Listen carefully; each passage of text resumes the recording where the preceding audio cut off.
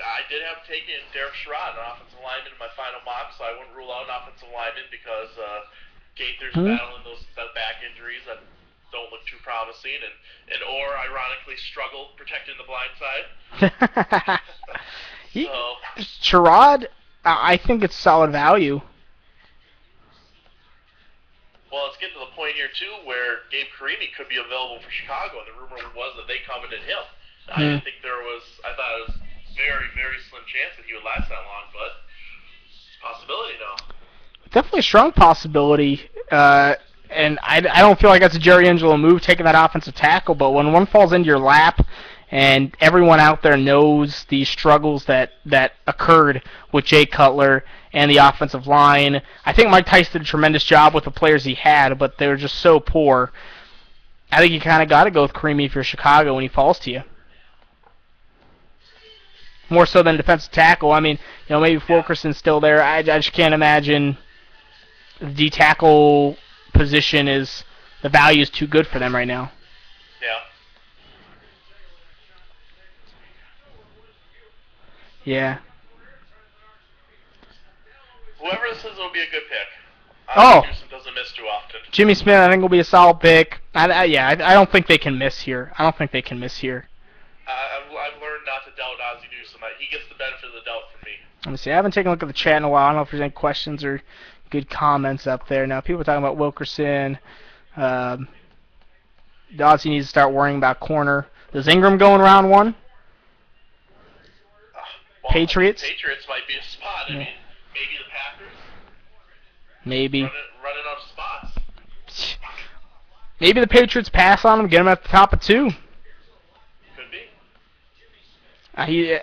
If so, I think he's the one player that was invited. They expected to be a first-round pick, and if he isn't taken, then they might not feel so great about that. But there's Drew. Jimmy Smith wearing a Godfather shirt. Classy, Jimmy Smith. Classing it up. That's what I like to see you. I know it was you, Fredo. Oh, jeez, oh, man. Jimmy, I can't believe it. Really, the Godfather shirt's what you're going with? I'm not saying you got to wear a suit. Is that symbolic? Did somebody betray him, or what? So, apparently. Who knows what he's going to be doing tonight, I guess.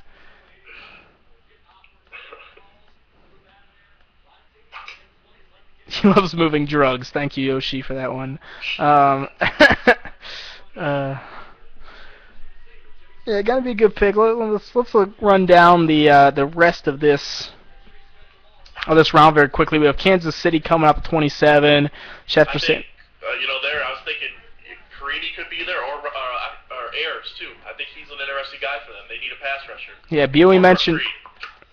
Yeah, Brooks Reed could definitely fit in. If they're moving down, I think that pass rusher may be at a premium. So. And they moved down and they stayed ahead of the Jets and the Patriots, other teams that could be looking for a pass rusher. So they kind of protected themselves. I don't know if that played into it or if that was in their line of thinking, but. So Ravens down to 40 seconds, and we'll see if maybe they're trying to trade this pick. I mean, they like to move down. There's a lot of value here. Gonna have a card or we're gonna have a trade? Nothing's happening. Yeah, I don't know. And if they move. I'm sorry, I was just going to say, here I was talking about, we're getting to this part of the round one now where you start losing points, and sure enough, James Carpenter is a guy that I don't know, not many people, if any, had him in the first round, so. You're not losing much. It's a missed point, but everyone's missing that point.